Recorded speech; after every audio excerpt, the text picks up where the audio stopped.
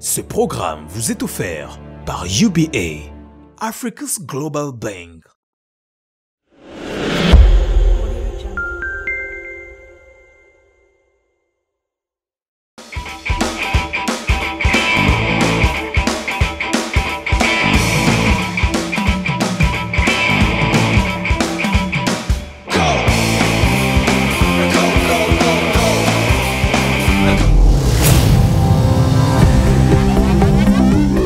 Bonjour et bienvenue dans votre programme Young and Bold, jeune et audacieux.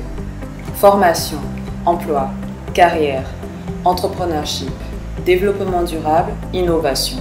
Une émission qui vous présentera ces jeunes-là qui ont réussi à se démarquer dans le monde de l'emploi. Aujourd'hui, nous recevons un jeune Camerounais qui a su faire du marketing sa spécialité. Il s'appelle Patrick Épée. Bonjour Patrick. Bonjour Valérie.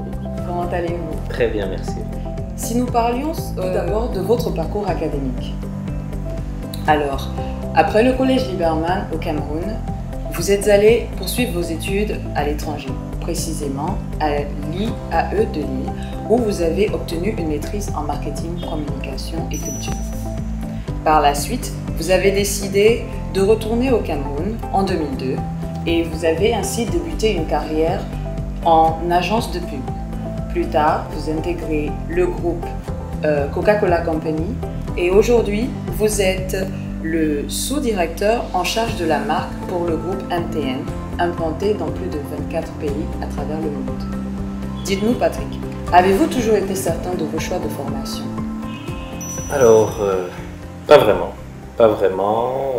Je pense qu'au début, on est plein d'incertitudes, plein de doutes. On se dit, je suis fort en quoi? Et finalement, je vais travailler dans les matières pour lesquelles je suis fort. Quand on est fort en maths, mathématicien, c'est une niche. Et en réalité, j'ai bénéficié d'un concours de circonstances.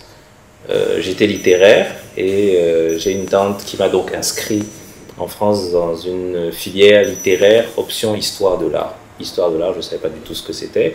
Mais une fois que j'y suis allé, donc j'ai découvert le monde de l'art et le monde des arts en réalité.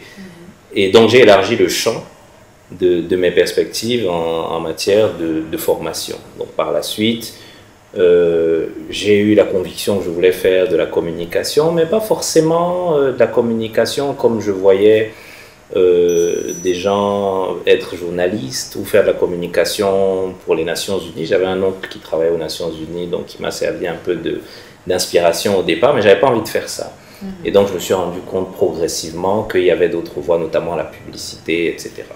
D'accord, donc c'est vraiment au fur et à mesure de votre parcours que vous avez décidé de vous retrouver, comme vous l'avez si bien précisé, dans le monde de la publicité et du marketing. Complètement, parce que j'ai des camarades qui ont fait les mêmes formations, pour certains qui sont conservateurs de musées aujourd'hui, donc ils sont restés dans le domaine purement artistique, et d'autres qui se sont retrouvés archéologues, ou moi dans la communication publicitaire et le marketing.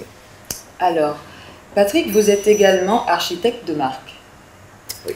Quelle a été votre motivation pour tous ces choix de carrière? Alors, une fois qu'on démarre dans la publicité, ce qui est marrant, c'est qu'on applique les mêmes techniques aux différents clients qu'on peut avoir, aux différentes marques auxquelles on est exposé. Et finalement, on peut très vite se retrouver à faire la même chose, servir le même plat pour régler toutes les problématiques. Et finalement, j'ai découvert la magie de la gestion de marque et donc les outils qui permettaient réellement de faire les choses différentes en fonction des marques. Comprendre les marques, comprendre les publics auxquels elles s'adressent et donc faire des choses géniales, uniques, comme on voit des marques comme Mercedes ou Nike en faire. Et donc c'est comme ça que j'ai décidé de m'orienter vers le brand management, un peu forcé par les parents, parce que j'ai fait un BTS en communication commerciale et mes parents m'ont dit on ne t'a pas envoyé en France pour faire un BTS, donc j'ai intégré une école de commerce par la suite où je suis revenu sur les fondamentaux du marketing, du management et bien sûr de la communication avec un gros volet culturel. Et donc c'est à la fois mes désirs personnels mais un peu la contrainte des parents qui m'ont envoyé en école de commerce pour, une fois de plus, renforcer ce que je faisais sur la communication publicitaire en étendant mon scope, je dirais, au marketing, qui est beaucoup plus large. Et après, j'ai choisi, à l'intérieur du marketing, de faire de la gestion de marque. Vous avez choisi de faire de la gestion de marque et dites-nous, comment est-ce que vous avez fait pour en arriver là où vous êtes aujourd'hui? Alors, je pense que le tournant de ma carrière, ça a été mon expérience chez Coca-Cola. C'est une très très grosse école, je dirais. C'est une marque qui a aujourd'hui plus de 130 ans, ou en tout cas près de 140 ans. Et c'est 140 ans de eau, de bulles et d'une formule qu'on ne connaît pas. Donc c'est une magie qui s'est construite sur rien. C'est de l'eau sucrée à la fin de la journée. Et donc, en étant chez Coca, j'ai été exposé aux recettes qui font qu'une boisson qu'on pourrait dire banale soit aimée durablement et apporte durablement de l'argent à cette entreprise-là. C'est extraordinaire. Dites-moi, vous avez mentionné l'impact qu'avaient vos parents, la présence de votre oncle, votre tante. Plus jeune, est-ce que vous aviez un mentor, un exemple à suivre? Si oui, qui était-ce? Alors, un modèle très jeune, c'était le petit frère de ma mère qui travaille dans la communication, enfin qui est un expert en communication et qui travaille pour les Nations Unies, donc communication très institutionnelle, qui a fait un peu de communication politique. J'aimais bien ce qu'il faisait, mais bon, je trouvais ça un peu... Enfin, la communication politique, c'est un peu plan-plan. Enfin, ça ne m'intéressait pas plus que ça. Je trouvais ça sympa comme métier, mais bon, je trouvais que ce n'était pas très dynamique. Et donc, au départ, je me suis dit, ça m'a permis au moins d'aller vers la communication. À l'intérieur de la communication, ensuite, j'ai choisi ma voie. Dans ma carrière, plus tard, un mentor, oui, George Collins, qui m'a appris en fait à jouer avec ce que j'avais appris à l'école. Donc au départ, on pense que quand on fait du marketing stratégique, c'est quelque chose d'extrêmement noble et on mériterait presque de porter une blouse blanche pour faire le métier. Et il m'a montré qu'en fait, c'était beaucoup plus simple que ça. Moi, je voyais le marketing stratégique comme un jeu de stratégie, comme un jeu d'échecs. Et lui me l'a montré comme un jeu de cartes ou simplement comme le damier. Donc, de façon très intuitive, c'est quelqu'un qui m'a appris à regarder le marketing sur le marché plutôt que dans les livres. Alors, dites-nous, pendant votre parcours académique, professionnel, quels obstacles avez-vous rencontrés? Alors, quels obstacles? Dans le parcours académique, pas beaucoup. Au tout départ, bien évidemment, le choc des cultures. Je fais mes études dans le nord de la France où aujourd'hui il y a beaucoup de Noirs. À l'époque, il y en avait un peu moins. Mais bon, j'étais jeune et c'était très facile de m'intégrer finalement. Je pense que ça a été mon premier gros exercice d'intégration sociale ou de réintégration en tout cas. Sur le plan professionnel, les obstacles, alors faut-il vraiment que je cite des noms? Peut-être pas, mais je pense que dans ma carrière, je me suis souvent heurté aux ambitions des autres. Alors c'est ce moment où on vit sa vie normalement et que quelqu'un a un agenda qui impacte le nôtre ou qui impacte notre absence d'agenda. C'est-à-dire quelqu'un a ses projets et puis à un moment, ça menace votre carrière. Il n'a rien contre vous, c'est juste qu'il a un plan. Donc la première chose que j'ai apprise de ça, c'est qu'il vaut mieux avoir un plan aussi. Il faut toujours avoir son propre plan. Donc des obstacles, il y en a eu. Dans chacune des entreprises que j'ai connues, à un moment, je me suis heurté au plan des autres. Et au début, j'ai été surpris. J'ai pu rebondir. Puis j'ai eu mon plan. Et donc à chaque fois que je me suis heurté au plan de l'autre qui devenait donc un obstacle, l'avantage de l'obstacle, c'est qu'il nous impose de sauter, de nous dépasser. Et donc je me suis dépassé pour pouvoir exécuter mon plan et traverser l'obstacle. Très bien. Parlons de votre cursus. Y a-t-il quelque chose que vous feriez différemment si vous aviez l'opportunité de revenir en arrière? Alors, si je devais écouter ma mère, il y a des étapes de ma carrière qu'elle a considérées comme des erreurs de parcours. Bon, ces mêmes étapes-là, mon banquier les a considérées comme une grosse progression de carrière. Donc, s'il fallait revenir sur mon parcours, je pense que je ferais exactement les erreurs que j'ai faites parce qu'elles m'ont permis d'arriver où je suis aujourd'hui. Fort de beaucoup d'apprentissage aussi. Votre histoire est très particulière, voire même exemplaire. Vous êtes un jeune Camerounais, je le répète. Vous êtes travailleur, vous êtes très ambitieux. Quels conseils donneriez-vous à ceux qui nous regardent à l'instant? Alors, je dirais qu'il faut s'écouter. Il faut s'écouter, il faut se connaître et il faut observer les autres. Il faut être très attentif. Quand on est à l'école, à la fac, à l'université, on est dans une promo de 40 ou de 700, c'est 80% de la promo qui va sortir avec le diplôme, le même diplôme que nous. Donc, même si on est premier de la promo, dans le monde du travail, tout ce qu'on demande, c'est est-ce que vous avez ce diplôme? On ne cherche pas à savoir si vous étiez major ou pas. Ça n'intéresse personne. Donc le but, au-delà d'avoir le diplôme, c'est de se distinguer des 600 camarades qui sont sortis avec le même diplôme. Et ça demande de ne pas se coucher au même moment que les autres. Ça demande de travailler, de faire pas forcément plus de ce que vous avez déjà fait, mais d'apprendre de nouvelles choses. De manière à ce que, si vous êtes mathématicien, passionnez-vous d'architecture. De manière à ce que dans un entretien, vous puissiez parler d'autre chose que de maths, puisqu'on s'attend à ce que vous parliez de maths, et qu'il y a 14 personnes dans la salle d'attente qui viennent parler de mathématiques. Donc, vous parlez d'autre chose. Et je pense que c'est essentiel de réfléchir à son profil en se disant « Qu'est-ce que j'ai de plus que les autres? Qu'est-ce que je sais faire de plus que les autres ?» je suis passionné de musique, je fais un peu de guitare, mais en réalité, je suis un mauvais guitariste. Donc, le jour où je me retrouve en face d'un guitariste, comment, entre guitaristes, je vais réussir à me distinguer?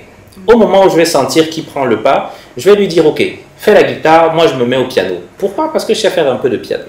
Et donc, je vais déplacer le débat.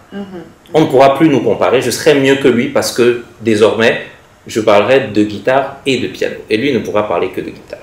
Excellent. Merci pour vos conseils. Nous allons marquer une petite pause pour la rubrique suivante, le point de vue de l'expert. Un expert des ressources humaines répondra à la question comment réussir son intégration lors d'un changement en entreprise. Nous suivons.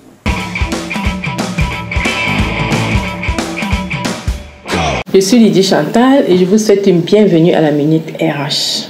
Aujourd'hui, nous allons voir comment est-ce que vous pouvez réussir votre intégration lorsque vous rejoignez une nouvelle entreprise. Qu'est-ce que vous deviez faire pour faciliter votre intégration? Je vais vous partager avec vous 6 astuces. La première chose que vous deviez faire, apprenez à connaître l'entreprise que vous allez rejoindre. Chaque entreprise a son un code particulier, par exemple la manière de s'habiller, le code, un vocabulaire spécial. Apprenez toutes ces petites astuces, ça va vous aider à vous mouler très rapidement. La deuxième chose que je vous conseille, c'est de rester humble. Vraiment, soyez humble, c'est très important. Évitez de parler de votre ancien employeur, du genre d'où je sors, voilà comment est-ce qu'on faisait, d'où je viens, ça s'est passé comme ça. Non.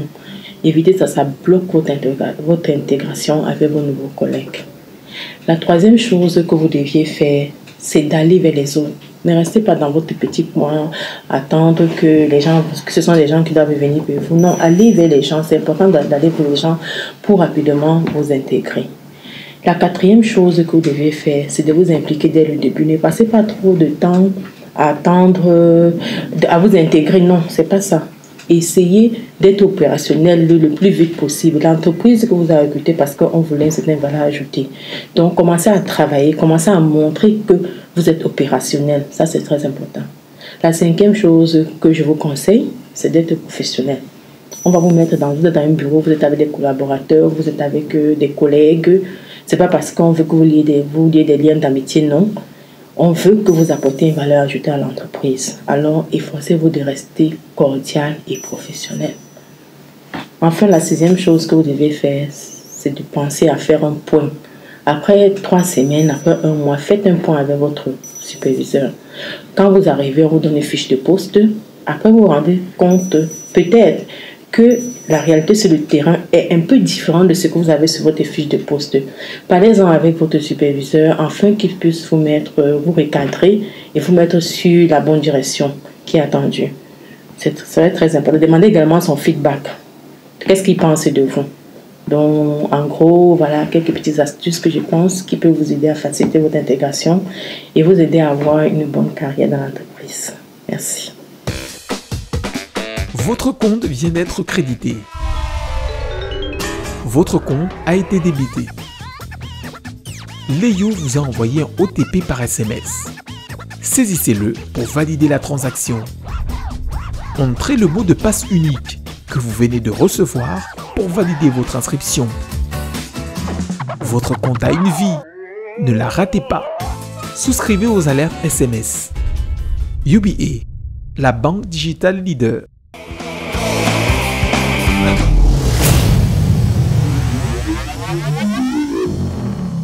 Nous sommes de retour sur le plateau. Nous espérons que vous avez bien écouté les réponses de l'expert. La question du jour était « Comment réussir son intégration lors d'un changement en entreprise ?» Nous recevons aujourd'hui M. Patrick Épée, un jeune Camerounais, architecte de marque et passionné de musique. Dites-nous Patrick, s'il vous plaît, quel est votre avis sur le changement en entreprise ? Alors, le changement en entreprise, en réalité, c'est la seule chose qui ne change pas. C'est que ça change tout le temps. Et comment réussir son intégration? Je pense qu'il faut être très attentif à son environnement. C'est important quand il y a un changement au sein de notre entreprise ou un changement d'entreprise, d'être très observateur de la culture de l'entreprise, de la nouvelle culture qu'il faut adopter, des nouveaux comportements. Et aussi comprendre les interactions. Je pense qu'en entreprise, tout est question d'intérêt. Ça peut avoir l'air un peu triste, mais en réalité, on est en entreprise pour les intérêts de l'entreprise et ça fonctionne parce que chacun de nous travaille pour l'entreprise, mais aussi pour ses propres intérêts. Donc, il faut être très attentif aux interactions des uns et des autres. Je fais mon travail pour que l'autre puisse faire son travail. Nous sommes chacun le maillon d'une chaîne beaucoup plus grande. Et donc, réussir son intégration, c'est comprendre la dynamique nouvelle qu'il y a en entreprise pour que ça marche. Comprendre la dynamique nouvelle qu'il y a en entreprise pour que ça marche. Nous parvenons à la fin de notre émission. Merci Patrick de nous avoir accordé du temps. Concernant votre carrière, que pourrions-nous vous souhaiter de plus ? De travailler un peu moins et de m'amuser un peu plus. Non, vraiment ? Oui. Mais je vais tout simplement vous remercier encore une fois. Merci beaucoup. Alors, à l'émission prochaine, nous recevrons un jeune médecin, entrepreneur et écrivain. Il nous racontera tout sur sa réussite. À la présentation, je suis Valérie Aena. C'était Young and Bold, votre émission Jeune et audacieux. À très bientôt.